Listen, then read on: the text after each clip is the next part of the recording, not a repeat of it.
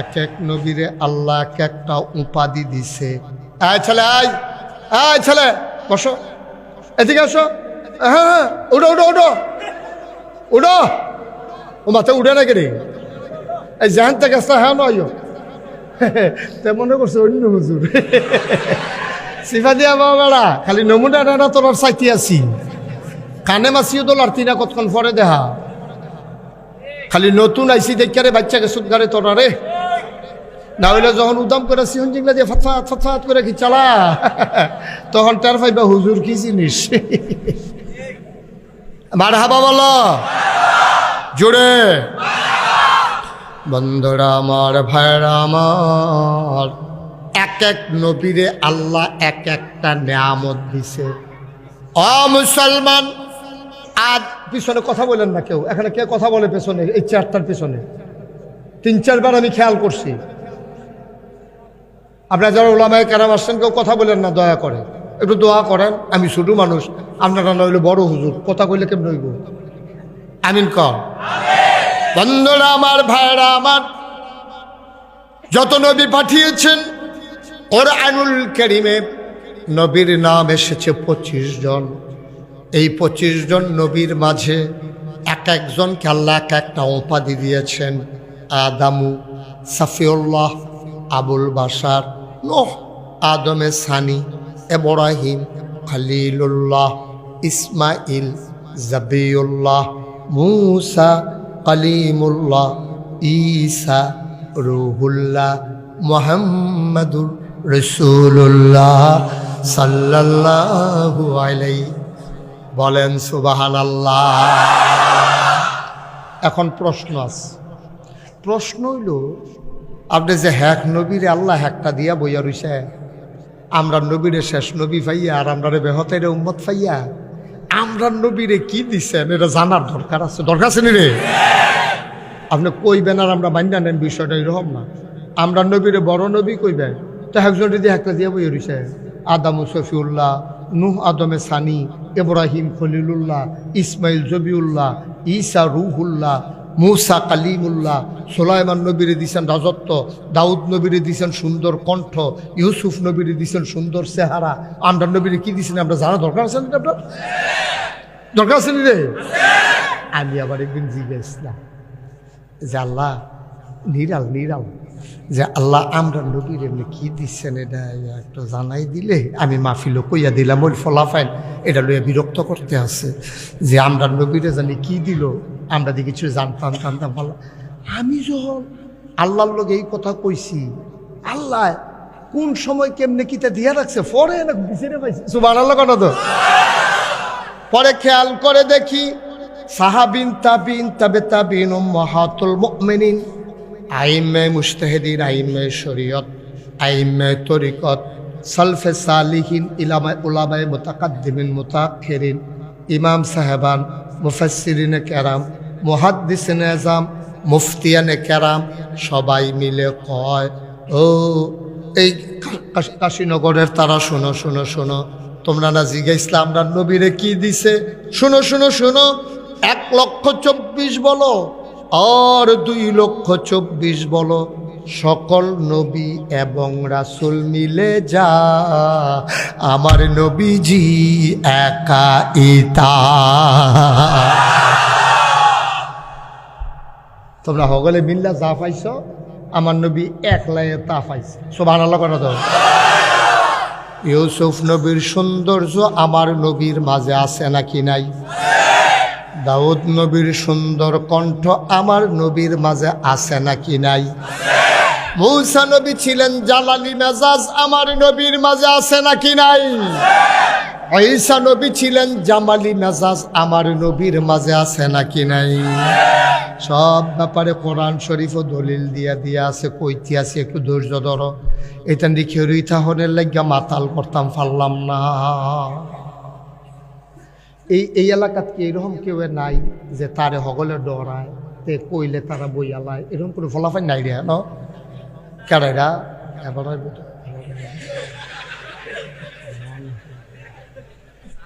নমুনা এবার আমিন বলো।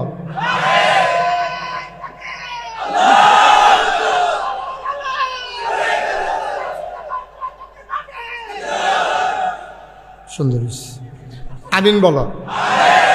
আমরা ইউসুফ নবীর যে সৌন্দর্য আমার নবীর ভিতরে আসেনি রে, খুব খেয়াল করে শুনুন। আল্লাহর নবী আশার নামাজ পড়ে তিনি আসলেন আম্মাজান আয়েশা রাদিয়াল্লাহু তাআলা আনহার ঘরে। এই আম্মা ছিল আমাদের ছোট আম্মা। আম্মারা 11 জন, 2 জন নবীর হাতে, নিজের হাতে তিনি দাফন কাফন করছেন, আর 9 জনের লগে আমার নবীজি সংসার করছে। সবচেয়ে ছোট আম্মা হইল আম্মাজান আয়েশা, সুবহানাল্লাহ কয় না।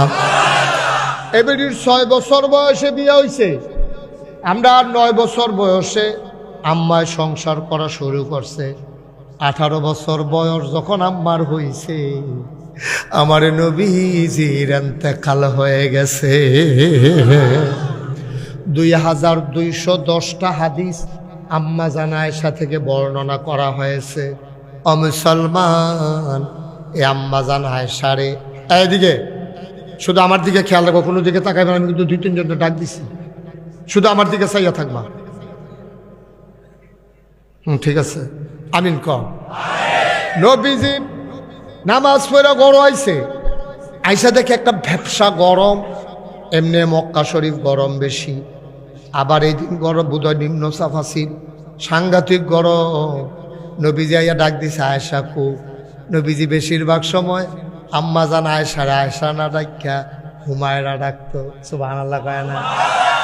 আমরা অনেকে আদর করে নানান টান ডাকে না, টুনটুনি চুচুনি কুনকুনি এরকম নানান ইয়া ডাক দেয় না, বউরে নিরাল এটি ফইলা ফইলা থাকে, সুইটা সেটা হইয়া গেলে এই ডাক টাক বুঝলা লাগে না। হ্যাঁ, তারপর তো কন্যা কন্যা শুরু হয়ে গেছে, মুড়া মুড়ি কন্যা কন্যা বুহে ফিটে কিল দিয়া দৌড়াইলা, এই কারবার যাইতে আছে, এই কারবার। আম্মাজান আয়েশারে নবীজি আদর করে সারাটা জীবন এন্তেকালের আগের দিন পর্যন্ত হুমায়রা ডাকতো, হুমায়রা। হুমায়রা হইল লাল সুন্দর, সুবহানাল্লাহ কইতেন না। আম্মাজান আয়েশা এমনিও সুন্দর ছিল, আবার নবীজি আদর করে ডাকতো হুমায়রা। আম্মাজান আয়েশা ঘরের ভিতরে, নবীজি ডাক দেয়া কয় হুমায়রা। আম্মাজান আয়েশা কয় ইয়া রাসূলুল্লাহ লাব্বাইক, কি করতে হবে বলেন? কয় ব্যবসা গরম, হুজরার সামনে একটা খেজুর পাতার ফাড়ি বিছাও, আমি একটু আরাম করি, বাইরে বোধহয় হালকা হালকা বাতাস আছে। আম্মাজান আয়েশা পাটি বিছাইলেন, আসন ধরে বসলেন, কুলির ভিতরে আমার নবীজি মাথা মুবারক রাখলেন, এবার নবীজি শুয়ে পড়লেন। আল্লাহর নবী যখন শুয়ে পড়লেন, আম্মাজান আয়েশা আস্তে করে কপাল টিপে দেয়, চুলের মাঝে আঙ্গুল দিয়ে বিলি কেটে দেয়। নবী আরাম পাইয়া চোখ বন্ধ করে আরাম ফরমাচ্ছিলেন। এমন সময় এক সাহাবা নবীজির লগে দেখা করার জন্য আইছে। আইয়া সেটা দূরে দাঁড়াইয়া দেখে, সেই দিন ছিল চতুর্দশী পূর্ণিমার চাঁদ আকাশে, ফকফকা জ্যোৎস্না চাঁদের 14 তারিখ। সাহাবাইয়া তাকাইয়া দেখে, উমা আর যদি চাঁদ 2টা, একটা দিয়ে আকাশও, একটা দিয়ে জমিনও, সুবহানাল্লাহ কয় না।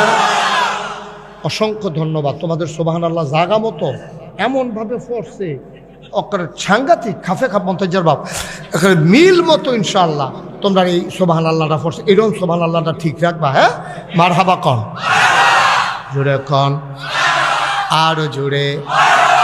এবার নবীজি যখন শুয়া রইছে, সাহাবা আইছে দেখা করার জন্য।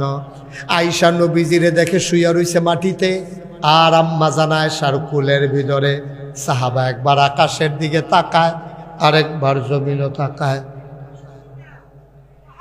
চিন্তা করতে আছে, আকাশ দিয়ে একটা চাঁদ, জমিন দিয়ে একটা চাঁদ, কোন চাঁদরা জানি বেশি সুন্দর।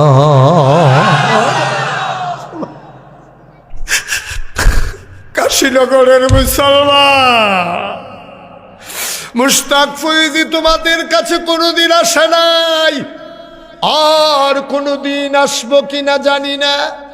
মন দিয়ে শুনো, নড়াচড়া কইরো না, কান খাড়া করো, আরাম করে বসো। মজার কথা আছে রে ভাই, দাঁড়াইয়া কতক্ষণ শুনবা, সাংঘাতিক দেরি হইব। এটা নিয়ে মনে করছে 2টা গজল খাইয়া হে আসাই নিয়ে আইস, দেখি না যে কতক্ষণ খেরুই থাকতে পারো তোমরা। বইবা না কই খুব সাবধান, আর বন লাগতো না কেউ, আমরা জায়গা খালি থাকবো, তোমরা বুঝো না কেউ, তোমরা কেউ রুইয়ে তো হয় না। এতবার কইয়া যখন বোয়ান গেছে না, কেউ বর তোকে যাইতেও পারতা না, বইতেও পারতা না, কেউ রুই থাকবা, কাম লাগলে লটকুনি খাইয়ে থাকবো তোমরা কাছে। আমিন কয় না, জোরে কয় না। এবার সাহাবা একবার আকাশের দিকে, একবার জমিনের দিকে তাকায়, আরে সাত দি দুইটারে কোনটা সুন্দর, কয়েকবার তাকাইয়া সাহাবা চিৎকার করে কয়, আমার মন সাক্ষী দিয়েছে আকাশের চাঁদের চাইতে জমিনের 4টা কোটি গুণ বেশি সুন্দর। তাহলে ইউসুফ নবীর সুন্দর, আমরার নবীও সুন্দর, পার্থক্য আসেনি রে।